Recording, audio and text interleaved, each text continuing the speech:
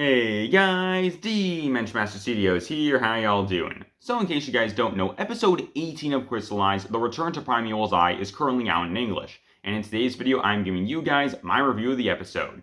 And for my overall thoughts when it comes to this episode, it honestly feels like if the Season 8 episode, The Quiet One, was actually a good episode because this was actually a pretty good episode, I think. And so, yeah, here are just my thoughts on the episode. Let's get into the whole thing. So the episode starts off with the ninja trying to get into the impound lot in order to get their vehicles back. And what's cool is that when it comes to the ninja, they are actually in their brand new suits, which I think is really, really cool because we haven't gotten a chance to see them in the show actually. And I'm thinking that when it comes to the next episode, that's probably where we're going to see Lloyd in his golden suit. But again, still, it's just cool to finally see these suits actually in the show.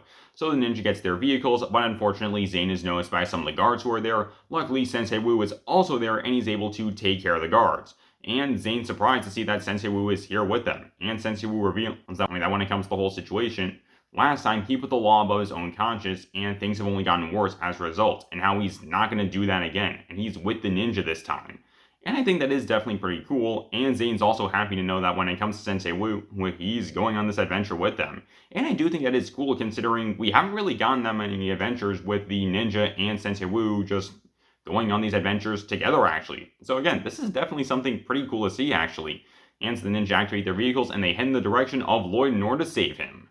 What we then get is basically a reverse of what happened during the episode of The Quiet One, and that's something that I've been noticing a lot when it comes to Crystalized.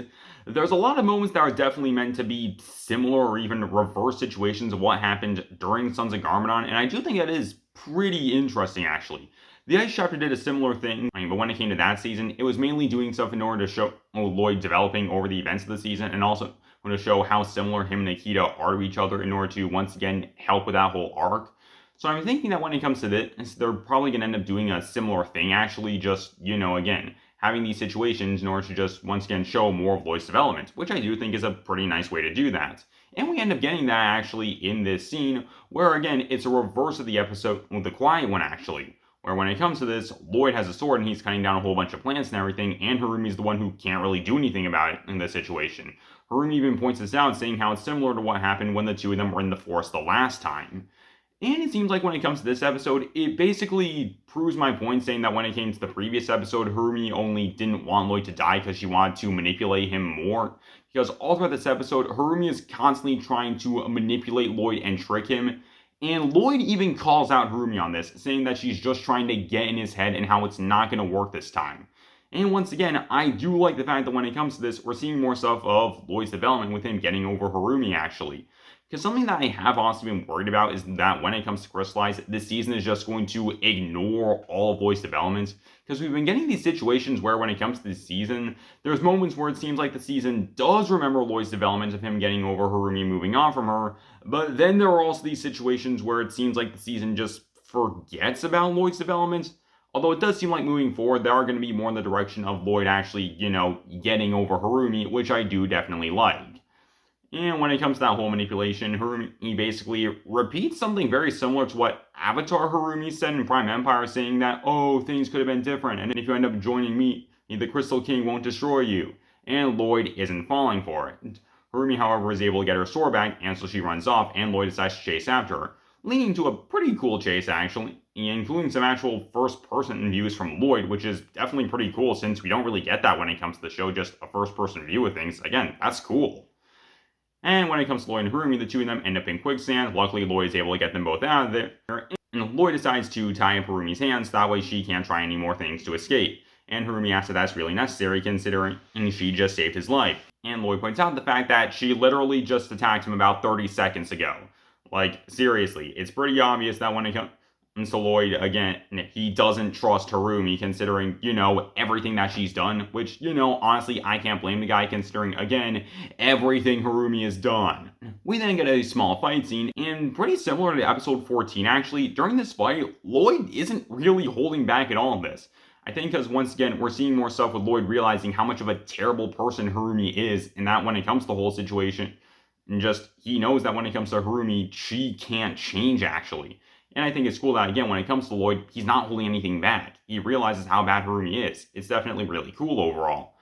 And when it comes to Harumi, she ends up getting the upper hand at one point, but Lloyd is able to stop her, and Lloyd ends up saying that when it comes to the whole situation, that he'd rather be gullible than deceitful, and now he chooses to see the best in people.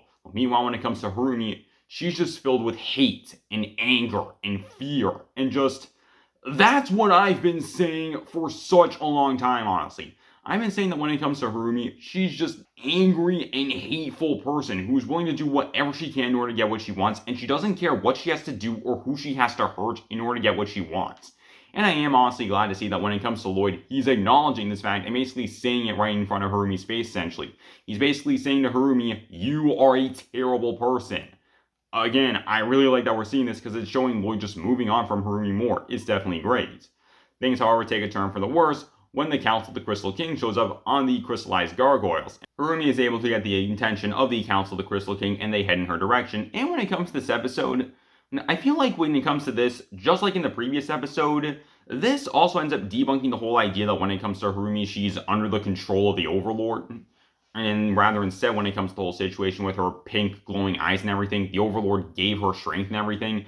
Because when it comes to Harumi, she ends up using strength in order to get out of the cuffs that she's in. Well, cuffs, they're vines. And her eyes end up glowing pink as a result. Very similar to what happened with Harumi during the episode of The Sinister Shadow, where she ended up getting pink glowing eyes and she ended up getting increased strength as a result. Again, I think that when it comes to this in the previous episode, it basically debunks the whole idea that when it comes to Harumi, she's under the control of the Overlord, and instead she's willingly doing all this terrible stuff, which is honestly what I hoped would happen when it comes to the season. Lloyd makes his escape and he ends up making his way to a cliff, and things for him look bad. Luckily though, the bounty shows up and Lloyd is able to get on it, and Wu and Nia end up fighting back against the Council of the Crystal King, and Zane also shows up and is able to fight back against them too, and it's definitely really, really great. Things, however, take another turn for the worse once Nia and Sensei Wu see that the Oni Temple is currently floating in the sky, and Lloyd reveals the information that the Overlord has returned, and Sensei Wu warns the rest of the team about what's going on.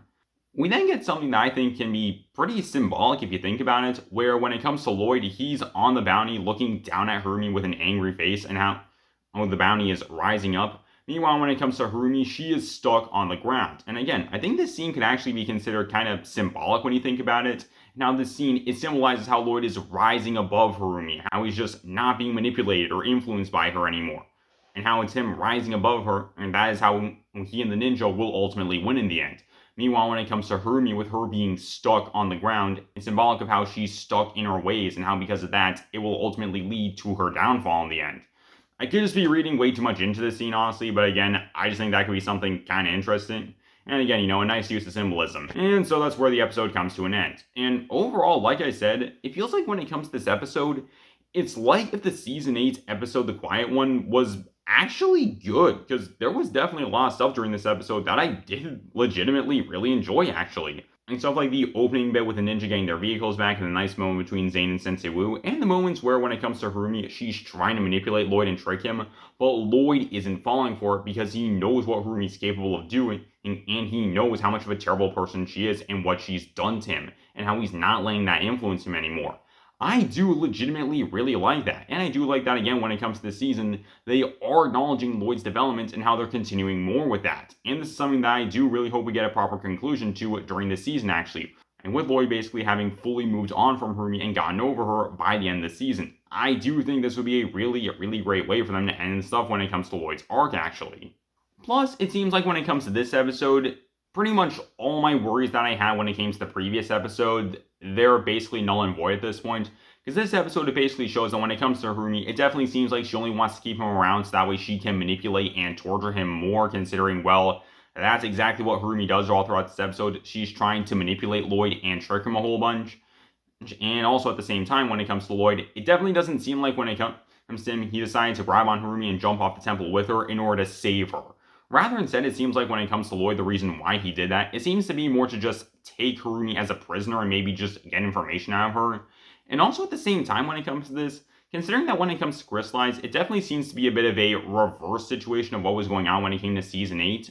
We could end up getting some kind of situation where when it comes to this, we end up getting more of a reverse, where when it comes to Harumi, she ends up seeing everything that she's worked for when it comes to all this stuff with the Crystal King, all come crashing down in front of her. and things are really bad for her. Or reverse what happened to Lloyd during season 8, where he saw the exact same thing happen, and where he seemingly lost everyone who was close to him because of what Harumi did to him.